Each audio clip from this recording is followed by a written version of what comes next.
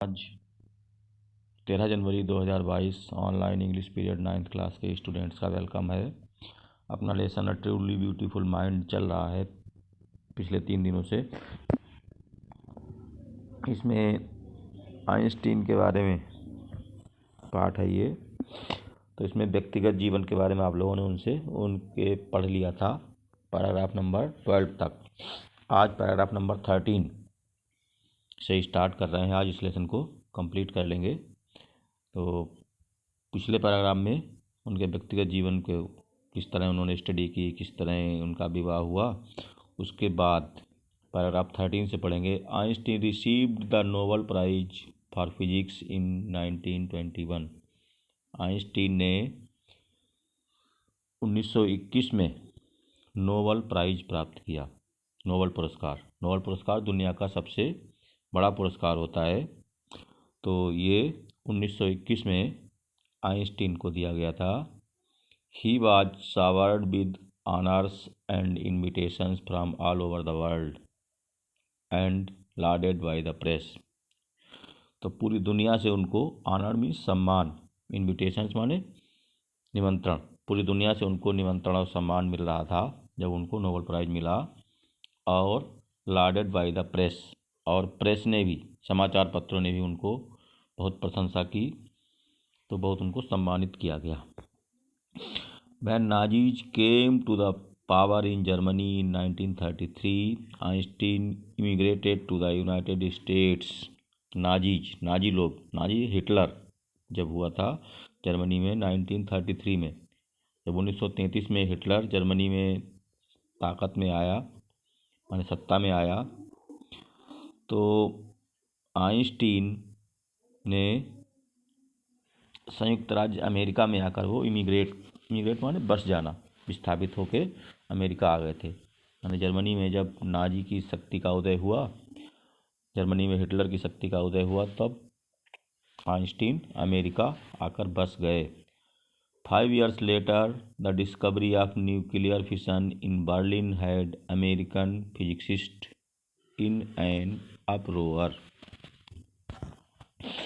जब 5 साल बाद बर्लिन में आणविक विखंडन की खोज हो गई, माने जर्मनी ने जब आणविक विखंडन की खोज कर ली, परमाणु बम की खोज कर ली, इससे अमेरिकी भौतिक शास्त्रियों को बहुत परेशानी हुई। Many of them had fled from fascism, just as Einstein had, and now they were afraid the Nazis could build and use an atomic bomb. तो जब जर्मनी ने, नाजियों ने परमाणु बम की खोज कर ली, तो बहुत से लोग उस फांसी बात से डरकर भाग गए। फ्लड माने भाग जाना, जैसा कि आइंस्टीन ने किया था। आइंस्टीन भी चले गए थे और उन्हें अब भय था कि नाजी लोग परमाणु बम बना सकते हैं और उसका प्रयोग भी कर सकते हैं। हिटलर के लोग जो हैं परमाणु बम बनाकर उसका प्रयोग कर सकते हैं। At the urging of a colleague, Einstein wrote a letter to the American President Franklin D. Roosevelt on 2 August 1939, in which he warned a single bomb of this type exploded in a port might very well destroy the whole port together with some of the surrounding territory. अपने साथियों की request पर, अर्जी माने request, college means साथी, साथियों की request पर Einstein wrote a letter to the American president. Einstein ने अमेरिकन प्रेसिडेंट को एक लेटर लिखा। उस समय प्रेसिडेंट थे फ्रैंकलिन डी रूजवेल्ट। 2 अगस्त 1939 को उन्होंने लेटर लिखा, जिसमें उन्होंने चेतावनी दी थी कि इस प्रकार का जो बम है, परमाणु बम है, a single bomb of this type, इस प्रकार का एक ही बम एक्सप्लोड इन अ पोर्ट, और उसको बंदरगाह पर विस्फोट कर दिया जाए, might very well destroy the whole port together, तो एक ही बम पूरे बंदरगाह को, पूरे पोर्ट को डिस्ट्रॉय करने के लिए काफ़ी है, with some of surrounding territory, और उसके साथ साथ आसपास की भूमि को भी। तो उन्होंने चेतावनी थी कि इस प्रकार का बम जो है अगर कहीं गिरा दिया गया तो बहुत बड़ा नुकसान कर सकता है। His words did not fail to have an effect, उनके शब्दों का प्रभाव पड़ा। The Americans developed the atomic bomb in a secret, Americans ने अपना गुप्त रूप से एक बम डेवलप कर लिया, एटॉमिक बम, परमाणु बम बना लिया। प्रोजेक्ट ऑफ देयर ओन, माने अपना खुद का परमाणु बम बनाया। And dropped it on the Japanese cities of Hiroshima and Nagasaki in August 1945, और उन्होंने, उस समय द्वितीय विश्व युद्ध चल रहा था, तो अमेरिकन ने अपना परमाणु बम बनाकर जापान के शहर हिरोशिमा और नागासाकी पर 1945 में उसको गिरा दिया। तो उस समय परमाणु बम जब गिराए गए तो हिरोशिमा नागासाकी पूरी तरह से नष्ट हो गए थे और वहाँ बहुत सारी जनता मर गई थी। तो उसका बहुत असर पड़ा था कि इस प्रकार के बम अगर गिराए गए तो पूरी दुनिया भी नष्ट हो सकती है परमाणु बम से। तो आइंस्टीन को भी इस बात का बहुत झटका लगा कि उनकी बात नहीं मानी गई, उनकी रिक्वेस्ट भी नहीं मानी गई और इस प्रकार के बमों का प्रयोग युद्ध में किया गया। Einstein was deeply shaken by the extent of destruction, विनाश देखकर आइंस्टीन बहुत दुखी हुए। जो हिरोशिमा नागासाकी पर बम गिराए गए थे उनका विनाश देखकर आइंस्टीन बहुत दुखी हुए। This time he wrote a public message to the United States, इस बार उन्होंने यूनाइटेड स्टेट्स, जो संयुक्त राष्ट्र संघ विश्व संस्था है जिसमें सब देश शामिल होते हैं, जिसका मुख्य काम विश्व में शांति बनाए रखना होता है, उसके लिए उन्होंने एक मैसेज या संदेश लिखा।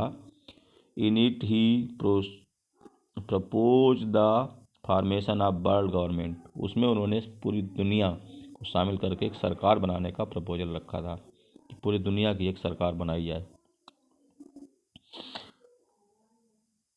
Unlike the letter to Roosevelt, this one made no impact, माने रूजवेल्ट को जो लेटर लिखा था उसका भी प्रभाव ज़्यादा नहीं पड़ा था, तो इस बार भी उसका ज़्यादा प्रभाव तो नहीं पड़ा। But over the next decade Einstein got इवर more involved in politics, लेकिन अगले दशक में, डिकेड माने 10 ईयर्स, अगले 10 सालों में आइंस्टीन पॉलिटिक्स में अधिक सक्रिय रहे, राजनीति में अधिक सक्रिय रहे।